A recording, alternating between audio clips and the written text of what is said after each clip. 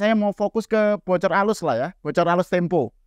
Hostnya itu kan menyatakan hal semacam itu bahwa ada guyuran terhadap responden sehingga hasilnya mencerminkan approval rate Jokowi yang begitu tinggi. Jadi itu sesuatu yang tidak alamiah, tapi itu memang sudah direkayasa. Jadi ini memang terkait dengan tuduhan tidak independennya lembaga survei, gitu ya. Kaitannya dengan tadi upaya untuk satu putaran itu. Gimana menurut Anda, Bung Jai? Tapi itu tidak berarti bahwa lembaga survei yang sekaligus konsultan itu pasti buruk, pasti tidak independen. Itu tergantung bagaimana dia melakukan survei tersebut. Jadi survei itu haruslah mencerminkan potret apa yang dia peroleh pada saat survei dilakukan. Anda tadi bilang bahwa memang menjelang pemilu kadang-kadang ada lembaga survei abal-abal gitu ya, yang nggak jelas terekam jejaknya, tahu-tahu ngeluarin survei, dan itu yang kemudian membuat sebagian masyarakat salah persepsi ya, menggeneralisir seakan-akan itulah lembaga survei, yang itulah akhlak dari lembaga survei gitu ya, terkait dengan pemilu. Nah, kan Anda ini kan Sekjen Persepi. Nah, sebenarnya seberapa ketat sih Persepi ya, lembaga asosiasi lembaga survei itu mengontrol atau mendisiplinkan hal semacam ini? Ini kan juga sebuah citra buruk bagi lembaga survei. Citra lembaga survei kan jadi tercemar kan. Nah, itu apa yang harus dilakukan gitu, atau apa yang sudah dilakukan gitu oleh Persepi?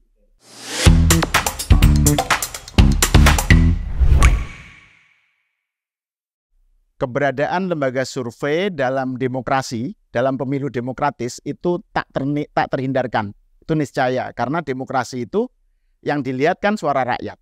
Dulu zaman Orde Baru, nggak ada gunanya itu lembaga survei, karena ya pemilu sudah ketahuan hasilnya gitu. Nah, sekarang kan pemilu kita berurusan dengan suara rakyat yang belum ketahuan hasilnya, dan lembaga survei menjadi niscaya. Masalahnya belakangan banyak yang mempertanyakan dan sinis, nyinyir gitu loh pada lembaga survei. Ada yang bilang lembaga survei ini mempertanyakan independensinya lah gitu. Padahal ini sesuatu yang menjadi hubungan antara lembaga survei dengan demokrasi, pemilu demokratis itu niscaya, karena ya survei itu kan produk dari sains untuk melihat demokrasi gitu loh. Jadi ini sesuatu yang menurut saya pelik dan penting kita bicarakan. Nah, saya bersama Dr. Jayadi Hanan, Direktur Eksekutif LSI, Lembaga Survei Indonesia, dan Kaprodi Ilmu Politik Program S3 Universitas Islam Internasional Indonesia. Selamat datang ke Cokro TV secara Zoom, Bung Jai. Terima kasih, Bung Sahal. Terima kasih. Nah, ini sebenarnya Bung Jayadi ini kawan lama sejak di Amerika ya. Jadi ini kita ngobrol santai aja ya, Bung ya. Jadi kan ada beberapa kenyinyiran ya, atau tuduhan terhadap lembaga survei ini belakangan. Sebelum kita membicarakan tentang hasil survei indikator politik LSI dan Litbang Kompas ya, saya ingin bicarakan tentang posisi lembaga survei dulu. Ini kan ada yang nyinyir misalnya ya, bahwa lembaga survei sekarang ini diorkestrasi untuk satu putaran, untuk kemenangan Prabowo Gibran ya. Jadi ini soal independensi nih. Terus yang kedua, bahwa lembaga survei itu sesuatu yang hasilnya itu meragukan atau fishy gitu ya, karena dikaitkan dengan approval rate Jokowi yang begitu tinggi, itu respondennya diguyur bansos. Jadi sebelum disurvei diguyur bansos dulu gitu loh.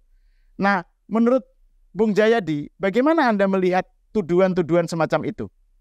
Iya, pertama tuduhan-tuduhan semacam itu apalagi menjelang pemilu biasa itu, Gus Sahal. Ini tuduhan 5 tahunan atau tuduhan berkala kepada lembaga survei secara umum ya. Nah, sebelum saya jawab secara keseluruhan, pertama lembaga survei itu kan salah satu kegiatannya itu riset opini publik, menanyai publik gitu. Jadi benar kata Bung Sahal tadi bahwa lembaga survei itu niscaya dalam demokrasi. Tapi keperluannya bukan hanya untuk pemilu, Bung. Dia untuk lebih luas lagi dari itu. Karena dalam demokrasi itu kan rakyat yang berdaulat kan. Kalau rakyat yang berdaulat itu artinya pemerintahan sehari-hari itu harus membuat kebijakan-kebijakan yang mencerminkan kehendak rakyat gitu. Nah, pertanyaannya bagaimana caranya pemerintah setiap hari membuat kebijakan supaya kebijakannya itu mencerminkan kehendak rakyat. Secara sederhana jawabannya adalah pemerintah harus terus-menerus berkonsultasi kepada rakyat gitu. Nah, karena rakyat kita banyak jutaan, berkonsultasi kepada rakyat tidak bisa dengan bertanya satu-satu kepada masing-masing orang. Itu tidak efisien. Sensus itu istilahnya. Sensus saja dilaksanakan 10 tahun sekali di Indonesia. Maka cara bertanya yang akurat, efisien, dan efektif adalah melalui survei. Nah, survei itu hanya bertanya kepada sejumlah sampel, misalnya 1.000-2.000 sampel dari ratusan juta rakyat Indonesia.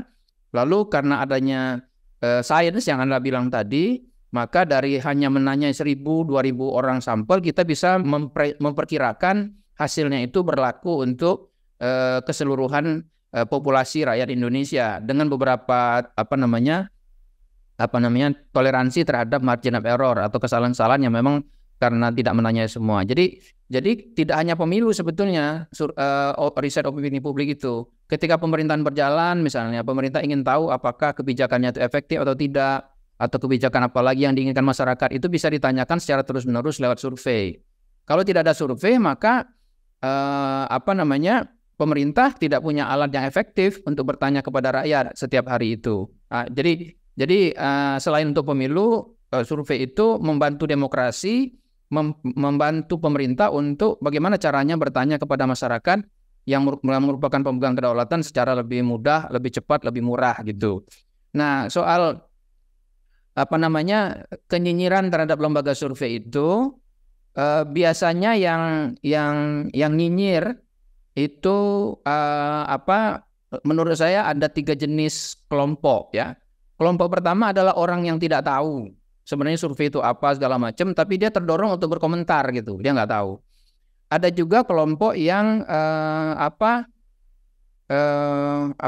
sudah punya keberpihakan tertentu gitu, sengaja memang ingin mendelegitimasi hasil survei gitu.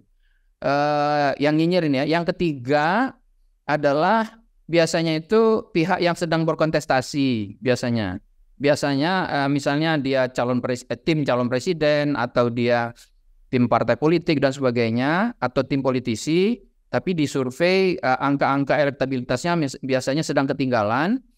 Nah, biasanya dia komentarnya akan negatif kepada survei termasuk nyinyir itu. Jadi 3 kelompok itu secara umum yang bisa muncul. Tetapi saya sebetulnya tidak sepenuhnya menyalahkan yang nyinyir juga, karena memang menjelang pemilu itu seringkali muncul hasil-hasil survei atau lembaga-lembaga survei yang bolehlah kita sebut abal-abal gitu. Misalnya selama ini nggak pernah muncul, nggak pernah mengeluarkan hasil survei, nggak tahu di mana tempatnya, orangnya siapa, tiba-tiba keluar hasil survei gitu.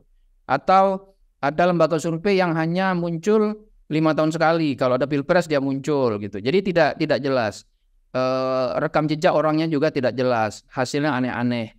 Jadi kalau ada masyarakat mempertanyakan dalam konteks itu wajar-wajar saja gitu. Tapi secara umum menurut saya tuduhan-tuduhan itu bukanlah tuduhan yang bisa dialamatkan kepada lembaga survei kalau lembaga-lembaga survei itu mengikuti kaidah-kaidah sains atau kaidah-kaidah ilmiah yang menjadi patokan metodologi di dalam menjalankan survei. Misalnya yang sering dituduh, kemarin itu ada tuduhan begini ya, misalnya bahwa mengapa approval rating Jokowi tinggi.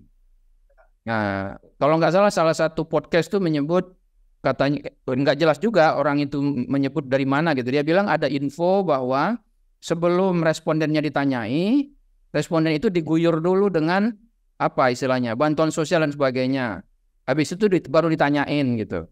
Nah, ini kan info ini pertama nggak jelas dari mana, lembaga survei yang melakukan siapa, dan kesan saya orang yang memberikan info ini tidak tahu bagaimana survei dilakukan. Misalnya gini, Kalau kita survei di Indonesia itu yang umum sekarang ada 2 jenis survei ya dari segi cara mengambil data. Pertama survei tatap muka. Survei tatap muka itu artinya surveyor itu mendatangi langsung responden yang terpilih lalu bertanya secara langsung, secara tatap muka, offline gitu. Lalu ada juga sekarang yang berkembang di Indonesia yang bisa dilakukan secara lebih cepat yaitu survei telepon. Nah, dua itu. Nah, mari kita lihat apakah mungkin melakukan pengguyuran tadi kepada responden yang terpilih sebelum dia ditanyai. Metode mengambil sampel yang benar itu adalah kalau survei tatap muka itu dilakukan dengan metode yang namanya multi-stage random sampling. Caranya adalah sampel yang diambil itu dikelompokkan secara proporsional, misalnya laki-laki perempuan. Karena proporsi laki-laki perempuan di Indonesia itu 50, kurang lebih masih 50-50, maka sampel sebuah survei harus mencerminkan 50-50. Misalnya sampelnya 1000, itu berarti 500 harus perempuan, 500 harus laki-laki. Lalu Indonesia itu terdiri dari 38 provinsi. Nah, 1000 orang responden itu harus tersebar di 38 provinsi secara proporsional. Bagaimana secara proporsional? Proporsionalnya itu misalnya nih, Jawa Barat itu proporsi penduduk atau pemilihnya kira-kira 17 atau 18%. Katakanlah kita anggap 18%. Itu berarti dari 1000 sampel yang kita miliki, 180 responden, karena 18% dari 1000, harus berasal dari Jawa Barat. Nah, lalu bagaimana kita mengambil sampel yang dari Jawa Barat ini? Untuk mengambil sampel yang dari Jawa Barat ini, nanti tim statistik dari Jakarta melakukan merandom namanya PSU. PSU itu Primary Sampling Unit, ya, tempat sampel paling bawah yang bisa dirandom dari Jakarta. Biasanya itu desa atau kelurahan. Maka kemudian tim statistik dari Jakarta misalnya itu akan melakukan merandom biasanya lewat komputer. 100 kalau 180 di Jawa Barat berarti kan biasanya satu PSU atau satu desa kelurahan itu diambil 10 sampel. Maka di Jawa Barat ada 18 desa yang terpilih atau 18 kota. 18 desa atau 18 kelurahan. 18 desa atau 18 kelurahan itu harus terpilih, terdistribusi secara normal, secara proporsional ke seluruh wilayah Jawa Barat gitu misalnya. Nah, dari sana kemudian barulah supervisor kita yang ada di misalnya PSU Kelurahan A atau Desa A di Jawa Barat terpilih, maka supervisor atau koordinator lembaga survei di desa tersebut akan menyuruh surveyornya untuk mendatangi desa atau lurah di situ. Di sana dia akan merandom lagi RT yang ada di desa atau kelurahan itu. Nah, biasanya diambil untuk 10 responden itu diambil 5 RT. Jadi misalnya di kelurahan yang didatangi yang terpilih itu ada 100 RT. Maka 100 RT itu kemudian didaftar, dirandom oleh surveyor bersama area koordinator di sana. Terpilihlah 5 gitu. Dari 5 RT itu nanti surveyor mendatangi setiap RT terpilih. Di setiap RT terpilih nanti akan dipilih 2 keluarga. Keluarga pertama yang terpilih itu untuk responden laki-laki atau perempuan. Sebaliknya juga keluarga kedua nanti perempuan atau laki-laki. Tergantung, kalau yang pertama perempuan, yang kedua laki-laki. Begitu. Jadi di keluarga yang didatangi, nanti surveyor akan melakukan random lagi, Mas Al. Random lagi terhadap anggota keluarga di situ yang memiliki hak pilih. Nah, apa yang ingin saya katakan di sini? Jadi tidak ada waktu. Jadi responden yang terpilih itu baru diketahui ketika surveyornya sudah ketemu di rumah tangga terpilih, Mas Al. Rumah yang terpilih sebagai responden. Nah, pertanyaannya kan ketika dia sudah begitu dia ketemu siapa yang terpilih untuk ditanyai, di situ dia harus langsung melakukan pertanyaan. Nah, pertanyaannya kapan itu mengguyur bantuan sosialnya ke responden terpilih itu? Itu sebagai contoh. Kan nggak sempat itu. Responden terpilih itu akan bisa diguyur dengan bantuan sosial atau apa kalau misalnya dari Jakarta udah tahu siapa. Padahal kita baru tahu ketika surveyor ketemu dengan kepala keluarga atau responden terpilih di keluarga tersebut.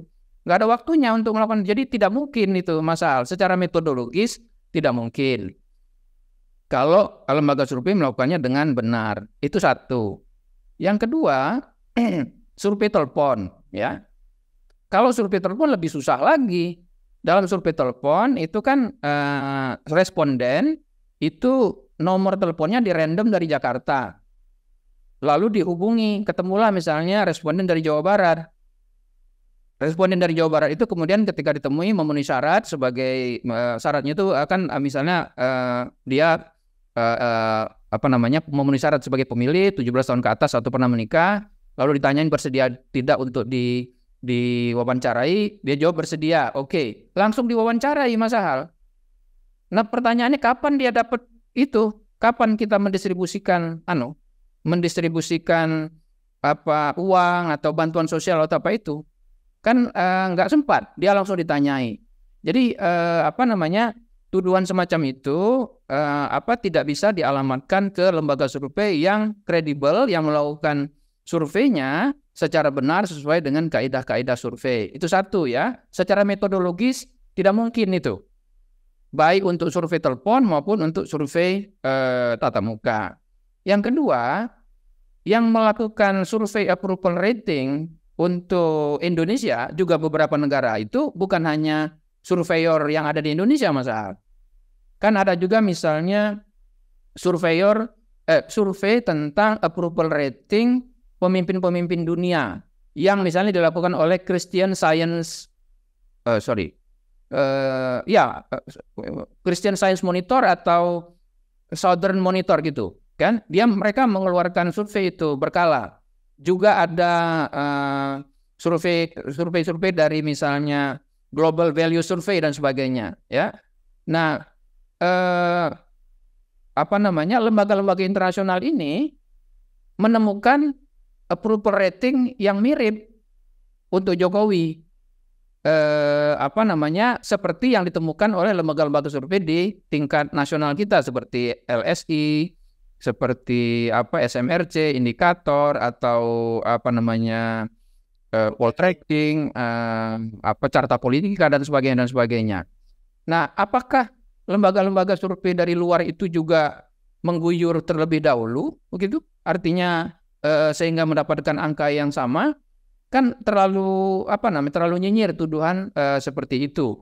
Jadi tuduhan-tuduhan itu saya kira kalau bagi kami lembaga survei, apalagi lembaga survei yang melakukan surveinya sesuai dengan kaidah-kaidah yang benar, itu sesuatu yang sesuatu yang tidak benar. Dan tetapi kami mengerti mengapa ada tuduhan-tuduhan seperti itu, terutama kalau kita sedang berada pada suasana pemilu. Itu satu. Tetapi yang kedua, kami lembaga-lembaga survei menyadari bahwa memang namanya riset, namanya sains itu kan harus ada kontrol, ya, kontrol metodologis dan kontrol integritas. Untuk itulah maka lembaga-lembaga survei itu biasanya berkumpul dalam asosiasi lembaga-lembaga survei untuk menjaga etik dan kapasitas ilmiah yang dimiliki oleh setiap lembaga survei.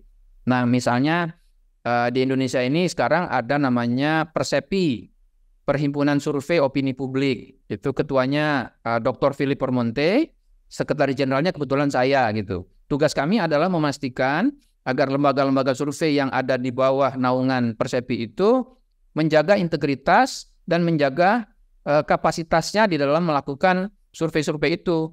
Integritas itu bicara soal komitmen, kemudian independensi dalam hasil survei, kemudian kapasitas itu bicara soal kemampuan metodologi secara ilmiah. Jadi kira-kira begitu kalau saya bisa tanggapi Mas Al soal kenyinyiran itu. sekali lagi kalau kenyinyiran itu berasal dari para kontestan atau peserta pemilu yang kebetulan sedang ketinggalan menurut potret lembaga survei di dalam elektabilitasnya, saya kira itu sesuatu yang masih bisa dimaklumi gitu.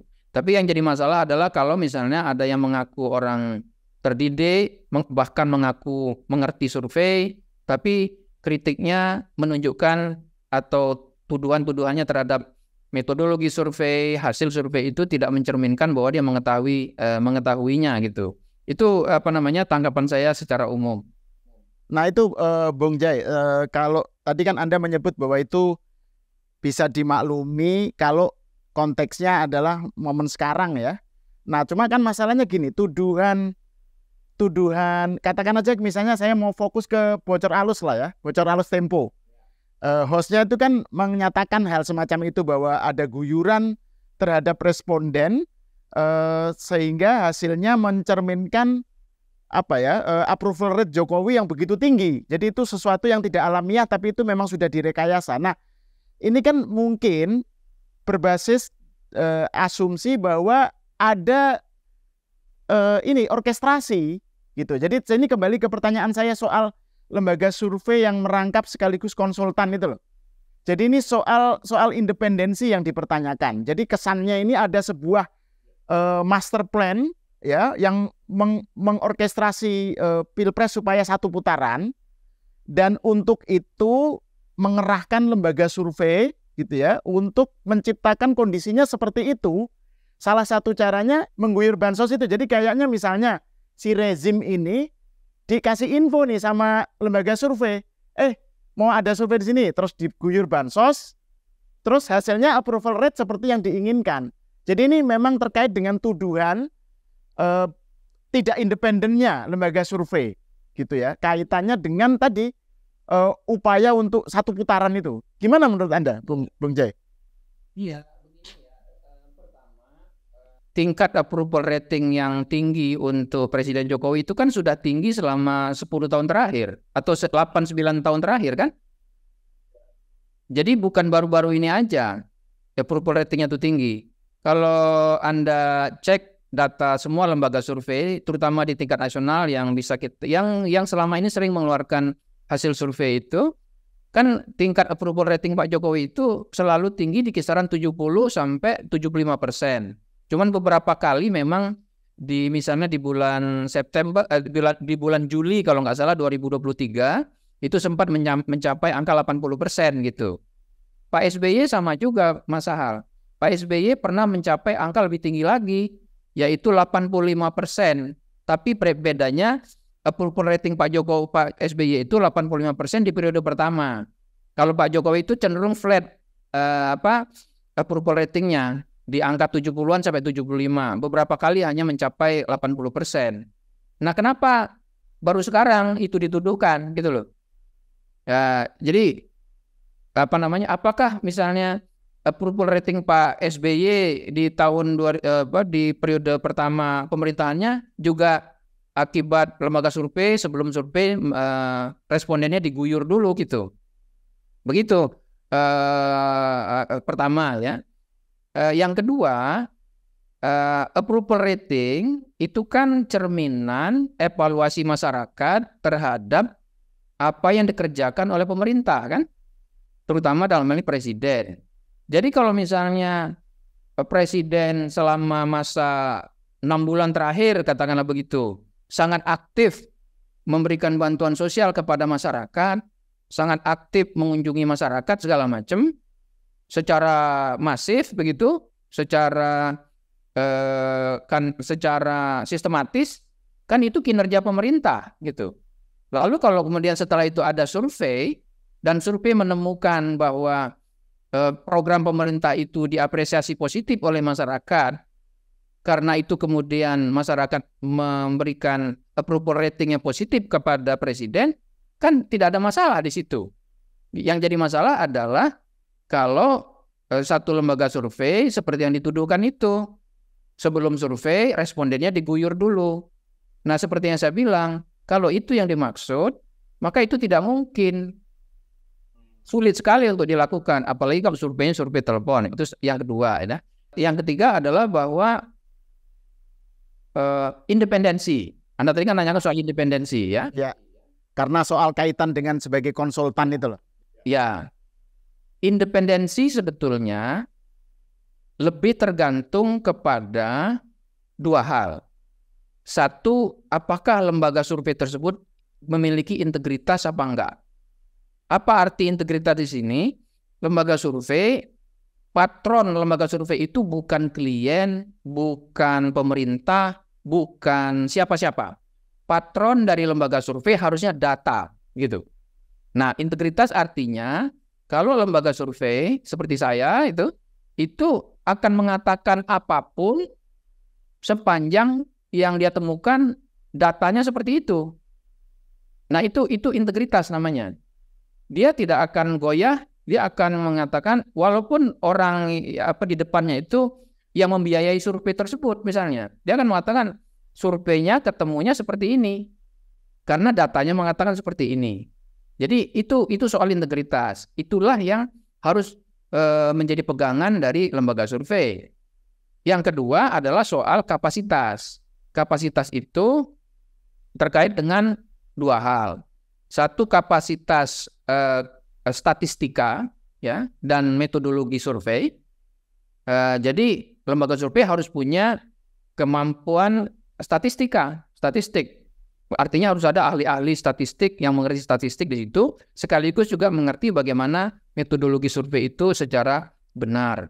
Yang kedua, kapasitas itu berarti lembaga survei yang bersangkutan memiliki orang-orang yang memiliki kemampuan melakukan analisis data. Misalnya dia mengerti soal ilmu politik secara umum, ilmu psikologi politik, ilmu sosiologi politik, ya, ilmu sosiologi dan seterusnya. Dia harus punya itu. Kalau dua itu ada, integritas dan kapasitas, maka tuduhan-tuduhan itu tidak bisa dialamatkan kepada lembaga survei yang bersangkutan. Nah, apakah kalau sebuah lembaga survei merangkap sekaligus konsultan, ya, itu tetap tidak memperbolehkan dia untuk mengatur-atur. Kalau konsultan itu kan biasanya kerjaannya ada dua. Pertama, dia mendampingi kandidat yang dia sedang bantu. Yang kedua, biasanya juga karena pendampingan itu atau konsultasi tentang kampanye politik itu biasanya antara lain harus berbasis kepada data-data ilmiah.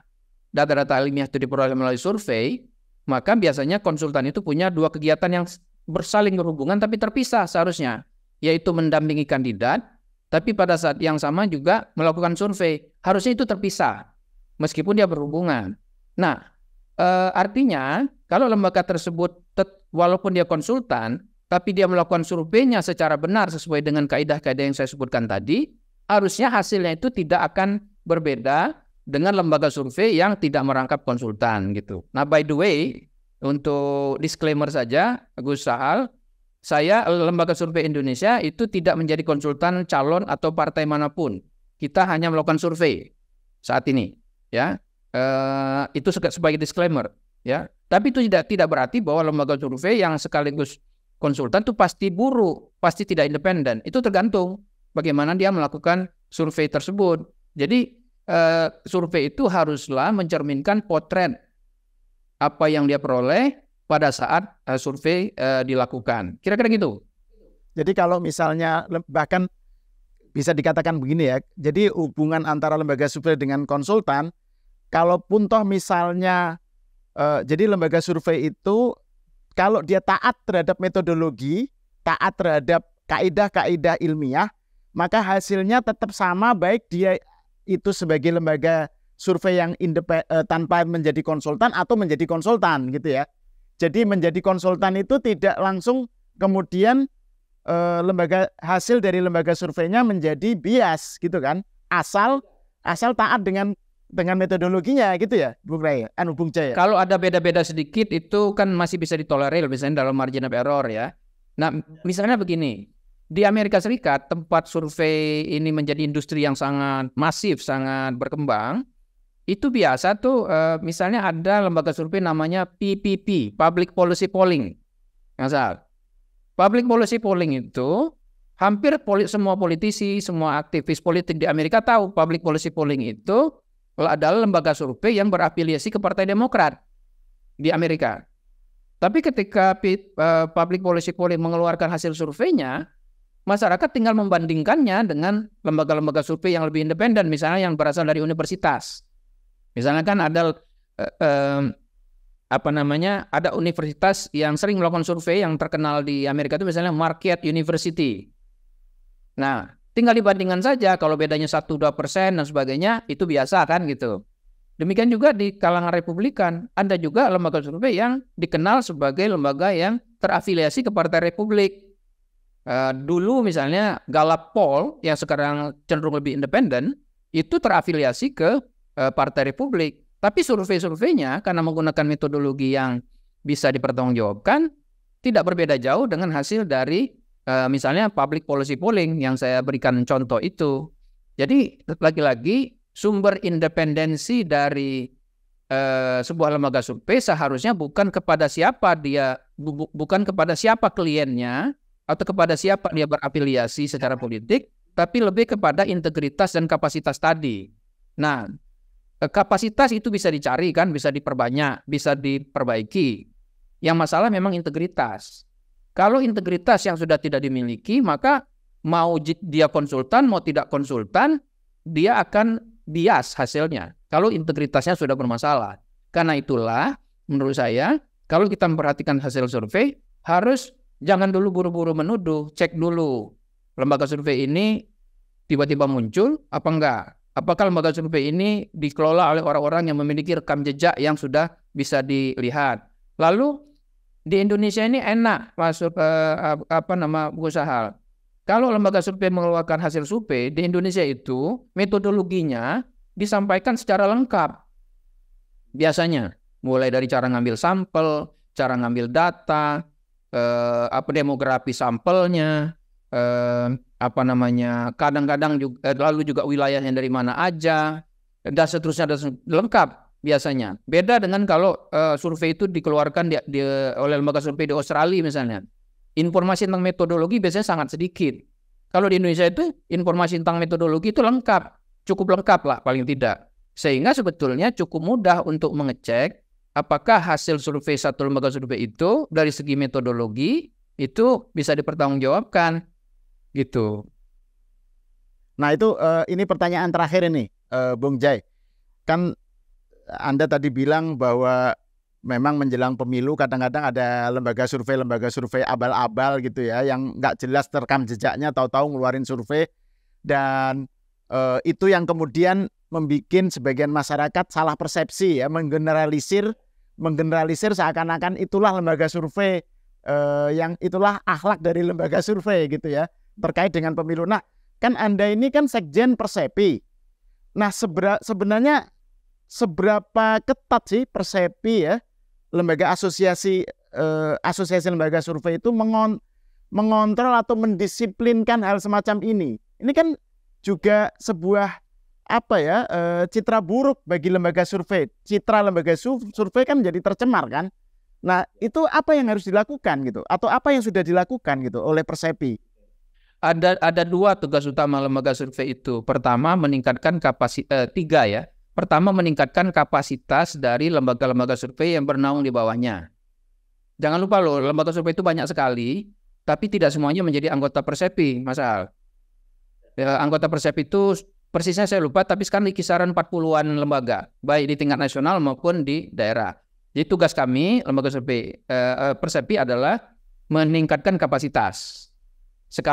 Dan yang kedua, tugas kami adalah menjadi penjaga etika survei.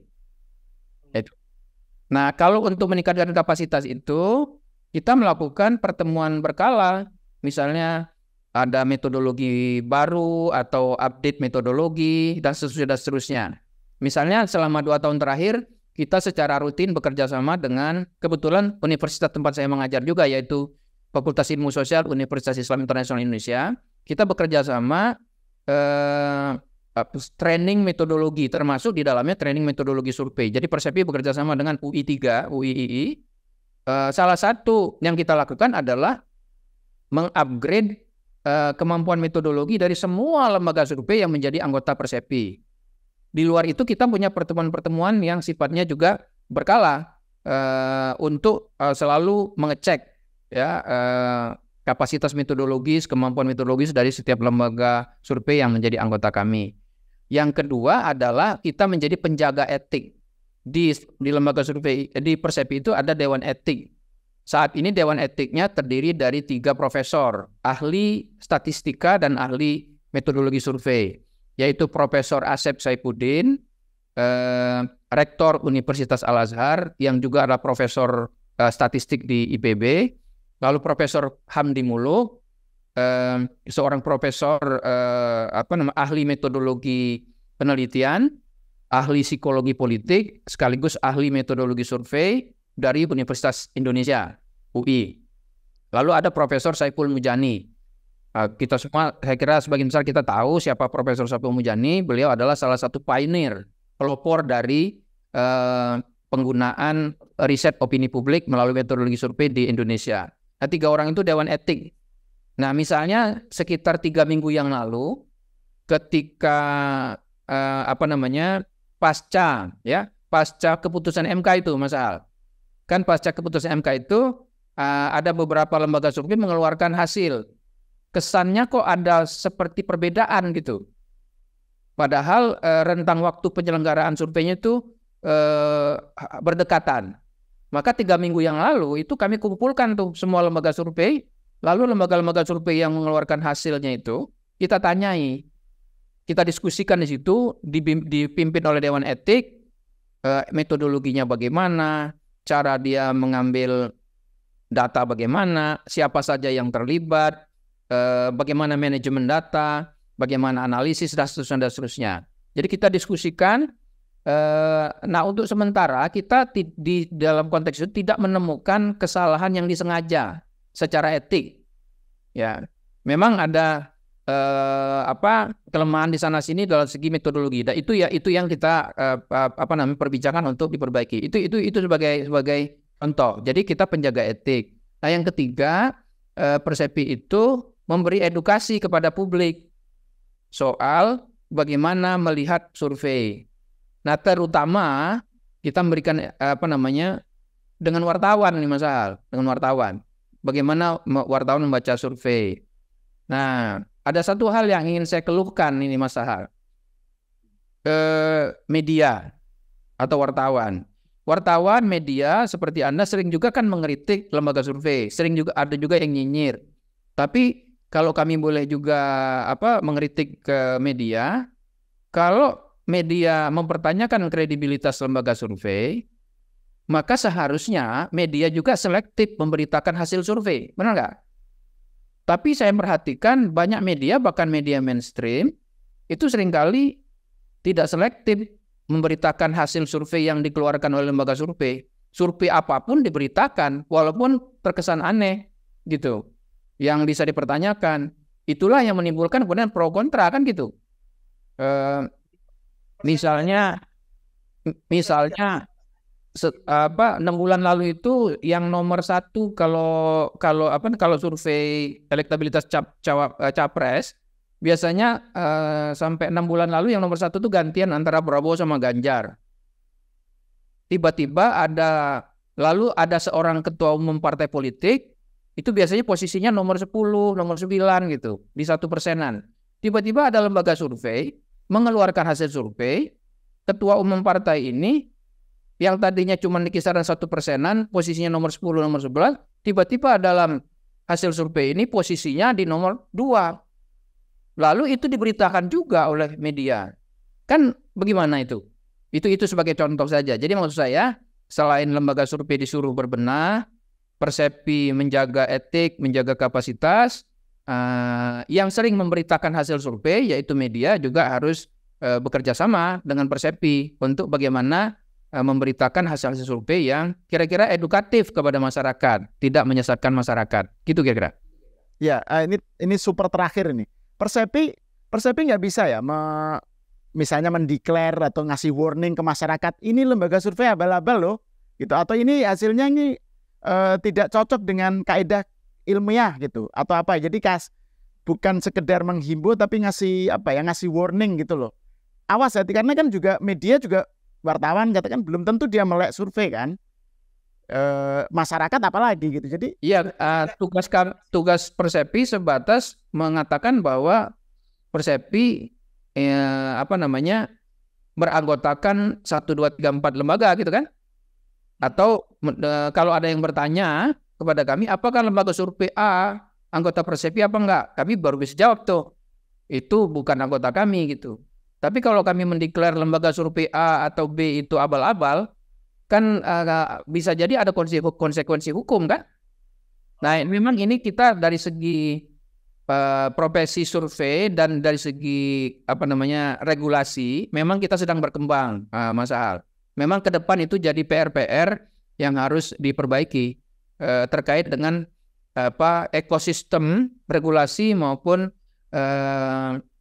profesi dari lembaga survei begitu untuk kedepannya. Memang kita sedang berkembang. Kita Persepi asosiasi lembaga survei itu belum sekuat misalnya Ikatan Dokter ya, atau Persatuan Wartawan, atau Persatuan Insinyur, atau Ikatan Akuntan dan sebagainya, belum sekuat itu. Tapi kita berusaha untuk mengarah ke sana. Oke. Terima kasih atas paparannya dan diskusi yang menarik ini, Bung Jayadianan, Dr. Jayadianan. Pemirsa, sampai di sini dulu. Kita bertemu lagi di seruput kopi berikutnya. Ini biasanya Bung Jay, kalau seruput kopi itu namanya juga seruput. Itu kita tuh ada secangkir kopi yang harus kita seruput gitu loh. Cuma karena ini Zoom, jadi ya kita seruput sendiri-sendiri aja. Oh iya bener, ini juga ya. Oke, terima kasih. Yo.